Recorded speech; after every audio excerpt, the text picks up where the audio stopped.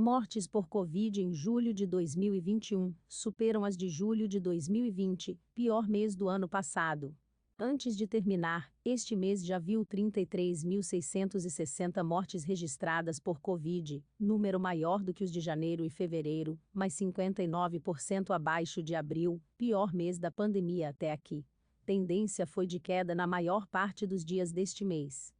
O Brasil registrou, do dia 1º de julho até esta terça-feira, 33.660 mortes pela Covid-19, segundo dados apurados pelo consórcio de veículos de imprensa junto às secretarias de saúde do país.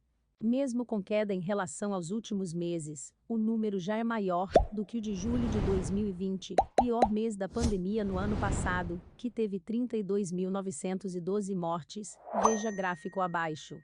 Na média móvel, as mortes no país vinham em tendência de queda até o dia 22. Desde o dia 23, entretanto, vem mostrando estabilidade, veja detalhes mais abaixo. Veja algumas observações sobre os números. Para a epidemiologista Lucia Pelanda, da Universidade Federal de Ciências da Saúde de Porto Alegre, UFSPA, a queda nas mortes é um efeito positivo da vacinação, como outros especialistas já haviam apontado no início do mês, mas a reabertura e a retomada de atividades ainda estão sendo feitas antes da hora. Abre aspas. Essa parece uma lição muito explícita, que o vírus quer nos ensinar, e a gente se recusa a aprender. A gente sempre flexibiliza antes da hora, tanto no Brasil quanto globalmente. O grande risco é que, quando começa a melhorar, a gente começa a liberar tudo antes da hora. Todas as vezes aconteceu isso. Cada descenso de pico, a gente liberou antes da hora e acabou ficando num patamar alto. Fecha aspas. Alerta. Ela lembra que, nos países ricos, onde não há falta de vacinas, como no Brasil, e a cobertura vacinal é maior, para a pesquisadora, o que há agora é uma epidemia dos não vacinados. Nos Estados Unidos, por exemplo, o Centro de Controle de Doenças, CDC, voltou a recomendar o uso de máscaras. A gente precisa de vacinação mais os cuidados, que é distanciamento, máscara, ventilação. Como isso foi muito flexibilizado, a gente está com uma transmissão muito descontrolada. Qual o risco? Surgimento de novas variantes, alerta Pelanda. Vacina é uma coisa maravilhosa, mas a gente precisa de vacina e comportamento, cuidados e cuidados coletivos.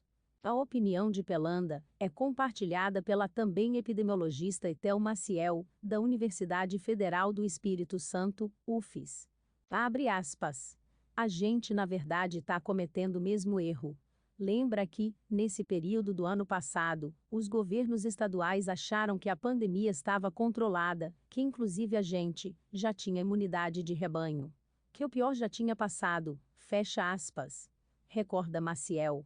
A epidemiologista explica que, em relação a 2020, o único fator novo que o Brasil tem no combate à pandemia é a vacina. Outras estratégias, entretanto, como testar e fazer a vigilância genômica do vírus, para monitorar o surgimento de novas variantes, não têm sido adotadas. A única coisa diferente, que foi acrescentada nessa estratégia foi a vacinação.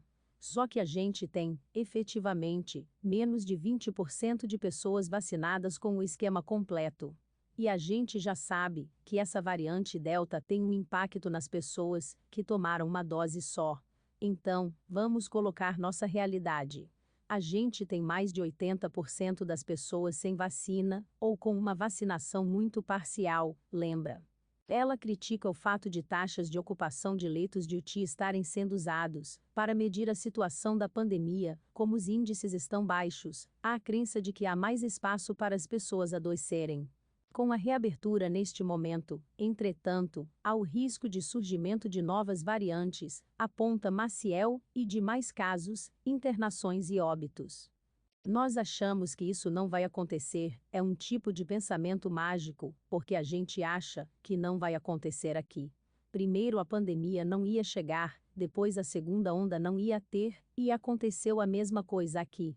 Agora, a gente está vendo o que está acontecendo com a variante Delta, estamos vendo o que está acontecendo com países que têm percentual de vacinados maior do que o nosso, e a gente não acredita, alerta.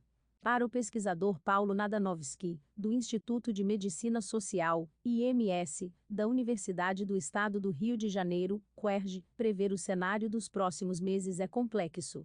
Segundo uma projeção dele, o Brasil teria pouco mais de 64 mil mortes no segundo semestre, se tivesse 100% da população vacinada. O próprio professor reconhece, entretanto, que isso dificilmente vai ocorrer, mas faz ressalvas. O número de mortes em idosos deve continuar a cair, por exemplo, porque a cobertura vacinal vem aumentando. Além disso, ainda são necessários dados, como a efetividade das diferentes vacinas em evitar mortes pela Covid, e também informações conforme a faixa etária.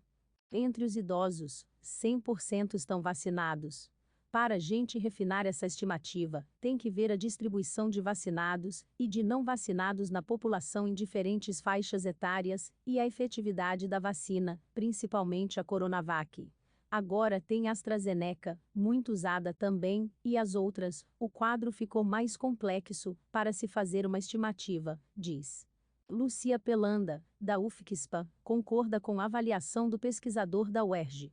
Acho que, se a vacinação continuar nesse ritmo, a gente vai ter queda sim de mortes. Mas tem dois cenários possíveis. Ou a gente descuida total, começa a aglomerar, começa a ter os eventos com mais gente, e aí espalha mais o vírus, e desenvolve uma nova variante, ou a gente, no cenário mais otimista, mantém os cuidados mais, a vacinação e consegue controlar a doença. Eu não sei como prever, porque depende diretamente do nosso comportamento, aponta. Nadanovski acrescenta que o percentual de vacinados na população, como um todo, está aumentando. Abre aspas.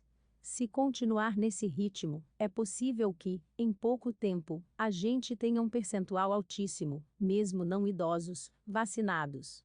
Fecha aspas. Diz. Uma característica é favorável para o Brasil, diz Nadanovski. A baixa hesitação vacinal no país.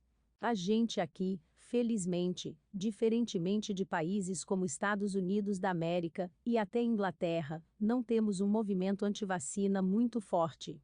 Provavelmente vai chegar, tendo a disponibilidade das vacinas, a um percentual muito alto de vacinados logo, provavelmente mais rapidamente do que esses países, onde você tem uma parcela grande que rejeita a vacina. A média móvel das mortes no Brasil vinha apresentando queda até o dia 22 em relação aos 14 dias anteriores. Desde o dia 23, parou de cair e vem apresentando estabilidade. Mas o que significa isso?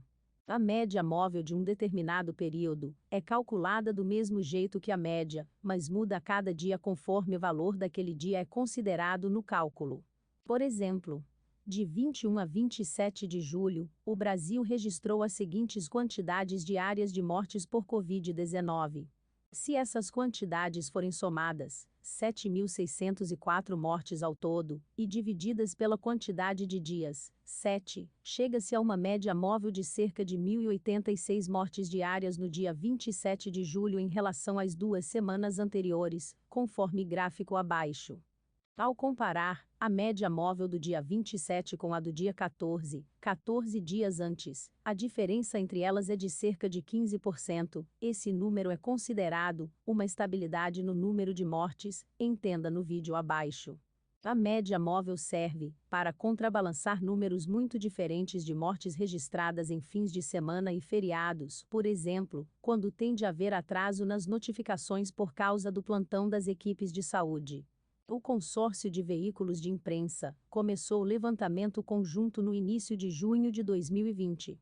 Por isso, os dados mensais de fevereiro a maio do ano passado são de levantamentos exclusivos do G1.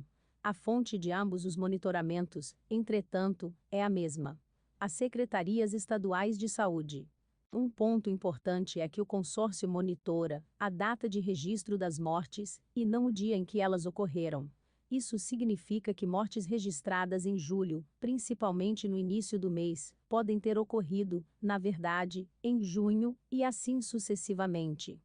Outra observação sobre os dados é que, em 28 de julho de 2020, o Ministério da Saúde mudou a metodologia de identificação dos casos de Covid e passou a permitir que diagnósticos por imagem, tomografia, fossem notificados.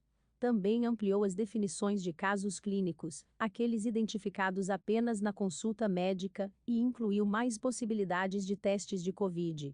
Desde a alteração, mais de 1.000 casos de Covid-19 foram notificados pelas secretarias estaduais de saúde ao governo federal sob os novos critérios.